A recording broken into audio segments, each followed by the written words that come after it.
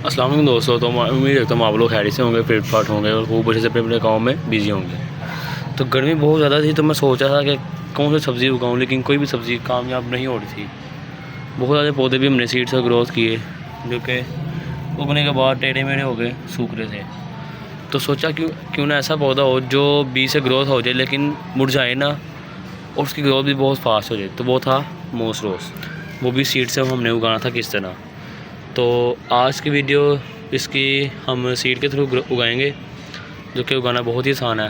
तो ये कैसा पौधा है, पहले मैं आपको इस पौधे की खासियत बता दूँ ताकि आपके अंदर भी इस पौधे को उगाने का जज्बा बढ़ सके। ये ऐसा पौधा है जिस पर कोई कीड़ा या कोई भी केचुए या कोई भी इंसेक्ट या वाइट फ्लाई या मिलीबग का अटैक नहीं होता। ये इस पौधे को जितनी आप तेज़ धूप में रखोगे ये उतनी ही तेज़ ग्रोथ भी करेगा और उतनी ही अच्छी फ्लावरिंग भी करेगा। अगर आप हर इसकी 2 से 3 इंच के फासले पर अगर आप इसकी पिंचिंग कर देंगे तो इसके साइडों से साइड ब्रांचेस निकल जाएंगी और पौधा एक दफ़ा दिखने पर पूरा बुशे हो जाएगा। तो इस साइड में मैंने थोड़ी कटिंग नहीं लगाई, लेकिन यहाँ पर नहीं हुआ, लेकिन मैं यहाँ से कटिंग करता रहूँगा। तो ये पूरा हमारा एक तो ये मल्चिंग का भी काम करेगा, जो अक्सर हम पौधों के ऊपर करते ताकि धूप डायरेक्ट मिट्टी के ऊपर ना पड़े, तो इसका भी काम करेगा और बहुत अच्छी ग्रोथ भी होगी इसकी। तो आज मैं उगाने जा रहा हूँ उसको सीड के थ्रू। तो सीड हमारे आ गए थे दराज स्टोर से, मैंने ऑनलाइन किए थे। तो दिखने में तो सीड आ गए हैं। तो एक मुझे बात बहुत गुस्सा लगता है जब ये सीड के साथ गिफ्ट भेजते हैं और गिफ्ट में इनके पास एक ही सीड रह गए क्या, वो भी सनफ्लावर। ये हर सीड के साथ एक ही फ्लावर, जितने भी दराज स्टोर के जितने भी अक्सर हैं तो वो यही बगैर से लगा लेते हैं कि वो सनफ्लावर के सीड उनको दे देते हैं एज आ गिफ्ट। तो ये ना भेजा करें ताकि इंसान बोरियत में ना हो। तो अगर कोई वेजिटेबल का कोई सीड हो या कोई लेमन का कोई सीड हो जाए या कोई रात की रानी या कोई बुगनविल या कोई ऐसी वाइन का कोई सीड हो जाए जैसे बटरफ्लाई भी होगी, तो इस तरह के अगर सीड आएंगे एक्सपेंसिव तो लोग उगाने में भी शौक़ उनका होगा और वो उनका पौधों में भी बहुत ज़्यादा अच्छा शौक़ आ जाएगा। तो चलो खैर ये बातें हो गई साइड पर, लेकिन अब हम उगाएँगे गुले दोपहरी पोर्चुला का। तो इसको उगाना बहुत ही आसान है, जिसके लिए हमने मिट्टी ले लिया, जो कि बिल्कुल हमने मिट्टी की दफ़ा छान ली ताकि इसमें पथरीली मिट्टी मिलनी चाहिए क्योंकि हम सीड उगा रहे हैं। तो इसको हम उगा लेंगे 2 पॉलीथीन में। तो पॉलीथीन को पहले मिट्टी से हम भर लेंगे। सोइल भरने के बाद तो सोइल क्योंकि हमारी खुश्क थी, तो खुश्क सोइल में सीड हमेशा ग्रोथ नहीं करते, तो उसमें हम थोड़ी सी कर लेंगे वाटरिंग, ताकि जो नीचे पानी जब चला जाएगा इसके मिट्टी के अंदर तो पानी जब फुल हो जाएगा तो उसका फ़ायदा ये होगा कि अगर ऊपर से मिट्टी का सरफेस एरिया अगर इतना फिर सरफेस एरिया का बीज का और ऊपर से मिट्टी का अगर इतना सरफेस एरिया होगा तो अगर वो खुश्क भी हो जाएगा, लेकिन नीचे से जो उसकी जो नमी होगी वो बीज को मिलती रहेगी।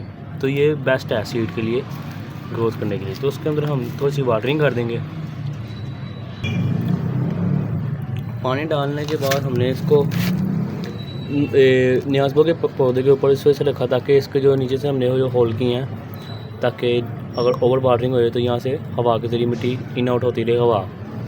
तो ये हमने होल इस वजह से किए ताकि अगर कोई पानी निकले भी तो ज़मीन पे ना गिरे, तो डायरेक्ट जो पौधे की जो सोइल होगी इसको पानी मिल जाएगा।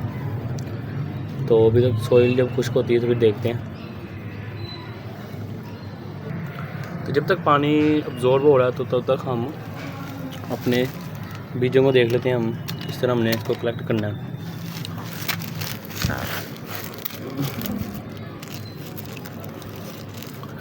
तो लीजिए जनाब, सबसे पहले हमें ये गिफ्ट मिल लेता है, जिसका मैं हर दफ़ा गिला रहता है मुझे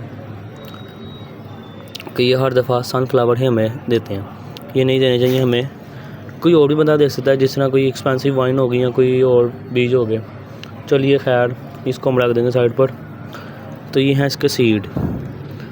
तो गिनती के ये तकरीबन 20 से 25 सीड होंगे, जो कि हमें 250 रुपये में ये पार्सल आया था। तो चलिए इसकी अब अनबॉक्सिंग कर तो ली हमने। देखिए अक्सर बहुत ज़्यादा लोग अक्सर देखते हैं कि दराज स्टोर पे अक्सर लिखा होता है तो 25 सीड, तो होते 25 से ज़्यादा ही हैं, लेकिन वो जब निकालते हैं तो उनका निकालने का जो तरीका होता है वो ठीक नहीं होता। जब वो इस तरह सीड को निकाल लेते तो एक आधा सीड इधर या उधर फंस जाता है तो वो देखते नहीं, तो वो जो रेटिंग व्यूज़ होते हैं वो अच्छे नहीं देते। तो जो बीज निकालने का जो तरीका है वो इस तरह है कि नीचे से आप इस तरह बीज को पकड़ लो और ऊपर से 2 फिंगर की मदद से आप इसे करो, ताकि आपका जो ऊपर वाला बीज होगा वो भी नीचे आ जाएगा। तो अल्हम्दुलिल्लाह मेरे सारे बीज आ गए हैं मेरे हाथ में। लीजिए, गुले दोपहरी पोर्चुला का। तो जो भाई साहब जो पानी ऊपर जो पानी की जो लेयर थी इतनी, वो सारी लेयर ऊपर से लेकर नीचे जहाँ तक चली गई है, तो वो हम लगा देंगे इसमें सीड। तो सीड हमारे ये पड़े हुए हैं, तो सीड अब लगाएंगे। ये रहे सीड, तो 2 कंटेनर में हमने चूज़ कर लिए हैं। तो कुछ सीड हम इसमें फेंक देंगे, कुछ इसमें। एक जगह पे सीड नहीं फेंकना, ध्यान इस बात का रखना आपने, सीड को अच्छा सा स्प्रिंकल कर देना ताकि सीड हर जगह फैल जाए।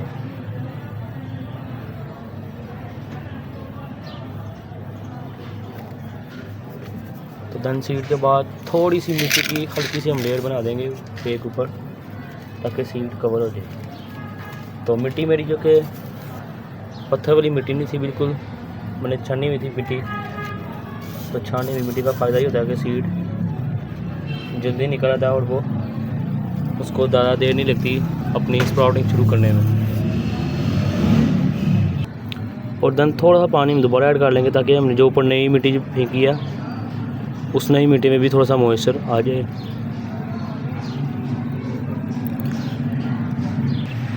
और आजकल धूप बहुत ज़्यादा तेज़ है, तो बहुत ज़्यादा पौधे जो कि स्ट्रेस में आए हैं और उनके पत्ते भी गिर रहे हैं। तो इसी सूरत में आपने करना ये है कि अगर आप सीडलिंग काटें किसी पौधे की, तो आपने उसको रखना है आपने शेडी एरिया में, या किसी ऐसी जगह पर जहाँ पर दूसरे पौधों की पत्तों के नीचे इसकी, या किसी दरख्त के नीचे, या कोई ऐसी जगह हो जो जहाँ पर ढेर सारे गमले हो, वहाँ पर सिर्फ हवा आती हो और थोड़ी सी रोशनी आ जाए, थोड़ी थोड़ी बस रोशनी सूरज की, मतलब कि ब्राइट लाइट होती है, डायरेक्ट सनलाइट नहीं इसको चाहिए, सिर्फ उसको सूरज की हल्की सी रोशनी चाहिए, जिस तरह अब आ रही है। क्योंकि अब धूप नहीं है, तो अब सिर्फ ये ब्राइट लाइट है। तो गमलों के दरमियान आपने ऐसे रखना है ताकि इसको सिर्फ रोशनी मिले।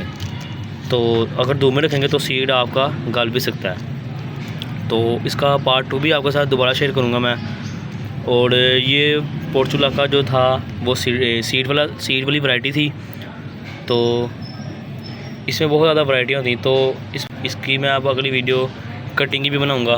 तो कटिंग क्योंकि बहुत ज़्यादा अब फैल गई हैं, जो हमने कटिंग लगाई थी पहले, तो अब ये काफ़ी ज़्यादा हो गई, तो इसकी कटिंग लगाएंगे ताकि आने वाले टाइम पर जब इसके फ्लावरिंग हो तो ज़्यादा फ्लावरिंग हो।